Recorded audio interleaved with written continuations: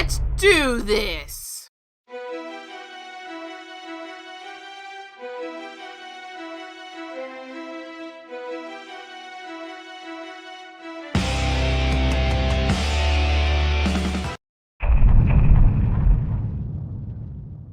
Oh my, this was a big review. In hindsight, I should have not tried to do this before Pokemon Month, so doing it now was a much easier paced option.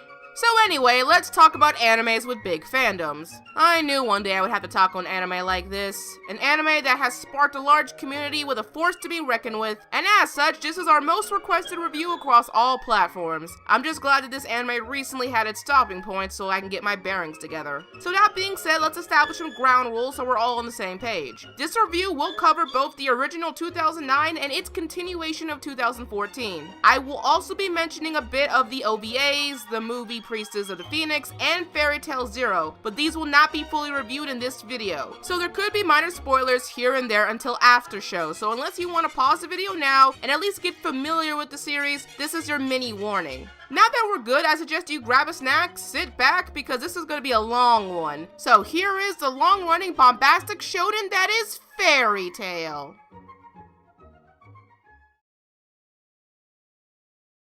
In the land of Fiore, where magical happenings are a part of everyday life, we meet Lucy Heartfilia, an up-and-coming celestial mage who is in search for the guild known as Fairy Tail, the most popular and destructive guild in all of the land. However, for better or worse, she happens to meet Natsu Dragoneel, the fire dragon slayer who not only saves her from a scamming wizard, but is also one of the very members of said guild. With an open invitation and a thirst for adventure, Lucy gladly follows him to his guild he calls home, and with the gleaming thought that a new journey was opening right before her. Alright, so as most of you already know, this is a pretty big series. And with that, I can finally do something I've always wanted to do in a review. Cue it! Let's break it down! The Fairy Tail anime is a long-running series by Hiro Mashima that consists of two main anime campaigns, Fairy Tail 2009 and 2014, with a combined total of 277 episodes across 20 story arcs, 3 of those being filler. Fairy Tail Zero, the story's prequel, 6 OVAs, and the movie Priestess of the Phoenix. As you can see, it's a lot of content, and at the time of this recording, the last episode of the 2014 run has just aired. Speaking of which, let's get to the meat of this discussion. Overall, I think that for a series that came at the end of its anime formatting, Fairy Tail has some eye-catching qualities. One is that Fairy Tail is always good at invoking its initial arcs to be fun and bombastic, and really state the style for what it's going for. It has enough world building that we normally see in other shonens, but just enough to keep the image of being just a good time. Its strong beginning made it easy for me to watch, and shows how approachable this series can be. Plus, when an arc has a focus and a simple, straightforward plot, that's when the series becomes good, because it knows how to take the straightforward plot and build its world around it. My favorite two arcs without a doubt has got to be the Tower of Heaven arc, which features Erza's past and her as a character, and you know what? The Key of the Starry Sky filler arc. Yeah, I liked the filler arc. That one was cool. Even though it had a fairy tale trope I highly didn't like, it was a solid, heartwarming story. Another plus is that the world of Fairy Tail is somewhere I'd like to visit. The way it's laid out and the tone is perfect for a series like this. It's a colorful world filled with many characters that it would just be cool to sit and hang out with. So with that all being said, why does this shonen, among others, get so much of a bad rap sometimes? Well, the problems it does display are really obvious, and frankly, I can't completely say the dozens of other reviews for this show are wrong. And here we go. One problem, and what I think is Fairy Tail's biggest problem, is that it's too formulaic, and after those initial arcs, it becomes quite frustrating how predictable the plot can be. Like, sometimes on a heart-of-the-cards level of frustrating, with the worst arcs exploiting this to horrendous degrees. The problem gets worse towards the latter half of 2009 and the beginning of 2014, but what puts this over the top is how easily I can tell you how an arc would go. First, our heroes would be presented with a task or problem. They travel towards destination to said problem and meet the big bad guy that agitates them in a fight. Either they lose the fight or watch the bad guy get away. They find out what they need to do to save the world via an Indiana Jones style of quest or treasure hunt. They split up to fight their respective baddies, win against those baddies before coming together towards an impossible final boss that the main character will win via the power of friendship before heading back home and wash, rinse, repeat. And man, does it get tiring. Speaking of the powers of friendship, There's a reason people think of this anime when they think of conclusions pulled out of thin air. Fairy Tail is the biggest shonen offender, behind a lot of the kid card gaming animes that use the Nakama power excessively. Sometimes it doesn't make the show exciting as it should because we know what's going to happen. Another thing is that the fan service really distracts things sometimes. I'm not saying that this is because fan service should not be in it at all. When it's done right, Hiro can make the scene a lot more funny, and in some occasions, dramatically appropriate. But I really don't know what Hiro is thinking sometimes. I mean, after about the Tanjora Island arc did the problem get really bad, and at this point the pacing of the series was troubling enough. Certain characters became fan service pawns, which because of all the distractions never got as much development as they should have gotten, but I'll save my sanity and get to that later. While other times it doesn't make sense why it's there at all. It's not harem genre distracting, but you have to remember this is supposedly a mainstream shonen. It's not like dark horses like Hunter x Hunter or Magi trying to push the boundaries of what's being talked about. This is fucking Fairy Tail. So by the time the big bad guy pulled out their cards, most of the fighting ended on a ridiculous power-up. And don't get me started on the multiple countdowns or character attractions of deaths because my god. 2 canon arcs that I didn't like, besides Magic Games of course, oh, I'll get to you, Magic Games. I'll get to you. Has got to be the Tanjora Island arc and the latter half of the Tartaros arc, because both consist of all of the problems I previously stated and then some. With all that being said, there are times I see myself just taking a break from the anime entirely, yet religiously reading each new chapter of the manga, so there's still a hook to this series, and ironically, why I think there's something to Fairy Tail that shouldn't be completely written off as plot-wise. But enough about that, so let's move on to characters.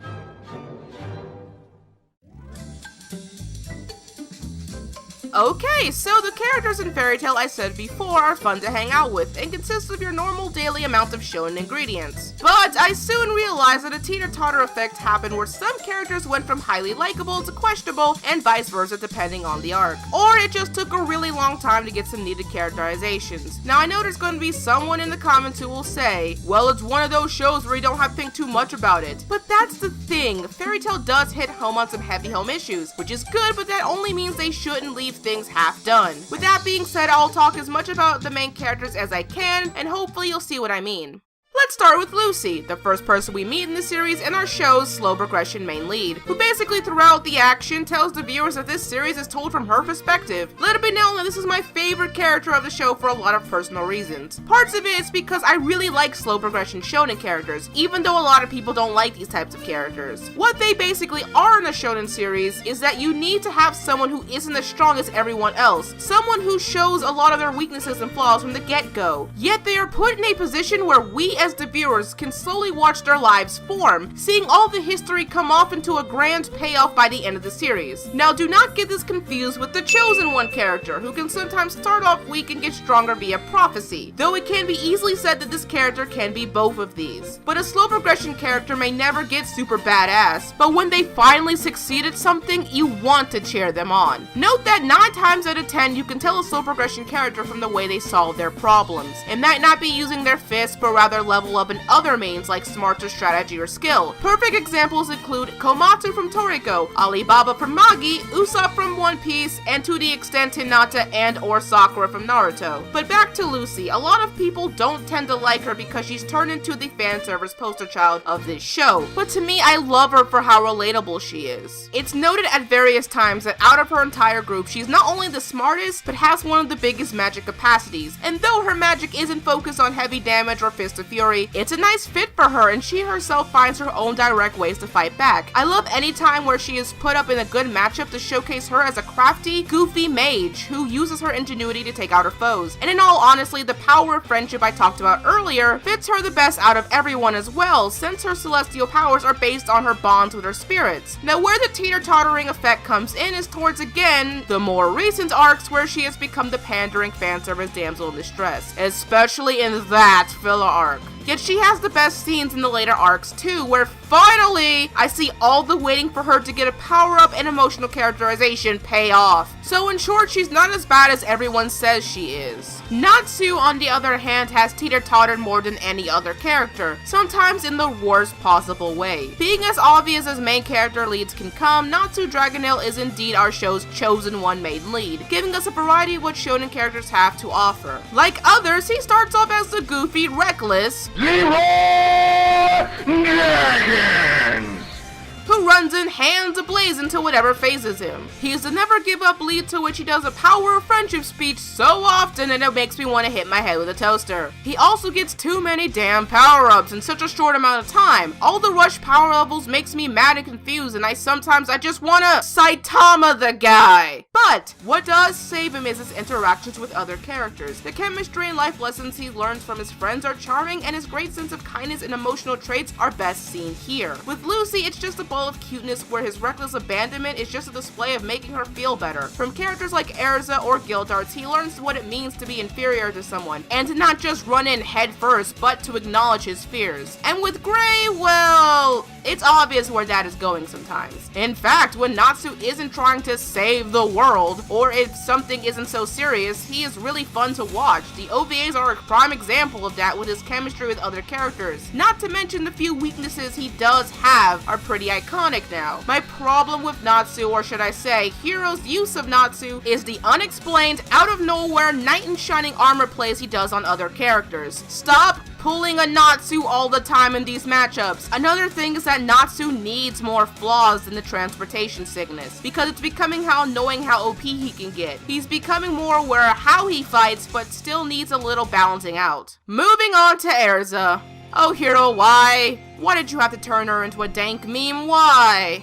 Erza is the badass character. Someone who could stand tall in the face of any danger, and what I like about her is that she's a good foil for Lucy. Where Lucy isn't as strong physically but more mentally, Erza is the opposite, being strong physically but has been shown time and time again that she isn't the best in the smarts department. Now, I'm not saying she's dumb, so pitchforks down. I'm just saying that if you compare her intelligence to others in the book smarts department, like analytically thinking of things, she isn't the smartest. She's a great leader, but when it comes down to it, she'd rather fight on her own so no one else would get hurt. Otherwise, she would blame herself. But unlike Natsu, we get to see her more poetically, why she's so strong and how her eccentric quirks and weaknesses came to be. That's why her arc is one of my favorites, especially the story behind why she chose equipment magic as her forte. Beginning to Fairy Tail were her strongest scenes, playing out her gags, but in ways that enhanced her character. But then, as the arcs went on, that teeter-totter effect had to come in and turn her into a one-note passing fad where she was drowned in the fan service, or against all odds, she would win out of nowhere because why? Because she's Erza. You know, remember that time she took down her enemy with so many handicaps? Yeah, because she's Erza. What about that time she fought every Spartan warrior in 300 with only her pinky finger? Yeah, because she's Erza. Or my personal favorite, how she withstood the one-hit wonder because she's Erza. Okay, that last one actually might be a little extreme, but I think you get my point. But Hiro, come on. Badass characters need to at least be badass and make logical sense. You can't just get away with explanations like, because she's Erza. You can tell from different arcs how one minute she's the awesome Erza that she is, and then turns to the opposite direction when the plot gets complicated, or Natsu needs to be put in the better light. Poor Erza, she is still a great character despite Hiro's whiplashing, but, The last person I will talk about is Gray Fullbuster, the nudist ice mage who was a fan favorite among the ladies. Not only is he Natsu's rival and obvious foil because, you know, ice, fire, yeah. He has a good combination of characterization, continuous plot progression, and wins and losses in battles. Think of him as the Mario setting in Mario Kart with all average stats. Though ironically, his performance as the rival character is kinda weak, and frankly it's not his fault. His story is a heart-wrenching one that even pulls in other characters, but once again, when the plot gets complicated and Natsu bulldozes his way into the plot, he kinda gets shafted for smaller roles as the arcs went on. Though his payoff in recent arcs was really cool, no pun intended. I love how every time we are getting a matchup or problem facing Gray, it piles back onto his story, which makes me think that Gray was Hiro's most prepared character in terms of plot, and almost like the series was originally going to be about him instead of Natsu, though this is just an assumption. Sadly, there's not much I will say on Gray because he's so tied into the plot for spoiler reasons. But if Natsu is the chosen one, Lucy is the smart one who gradually becomes a chosen one, Erza the badass power-heavy leader, then Gray is the most skilled for his powers are very skilled based. I like the added concentration flair as we watch him grow up to train these techniques. Heck, Gray would have been my favorite character too if Lucy wasn't around. I just wish he got some credible recent screen time instead of getting